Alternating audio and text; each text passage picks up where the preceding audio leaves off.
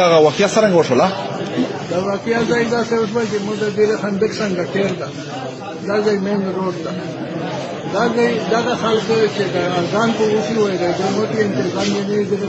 روډ په غوړه دی د موټي انتظام ښه ماشاءالله 30-35 کسونه د موټه هوکو درې کسونه په دغه منځ روغلل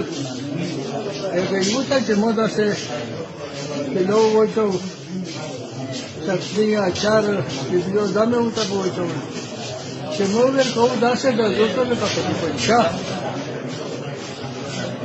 نو په ورڅ کې د سړینا چیرې په پنچا پرې وتا او چې بیا زه دون ته خبرې دله چې ټول نه چې کو ایک دوی ته هاوی و مزنه زایدا اختیار ته وښتل نه مو سره ځوان مسلونه چې زنه دا کاری دا حافظ دا هغه په دغه خدمت کوي سره ماشاءالله په دغه نشته دې بل وړي کدا څه دې بدل ما سکای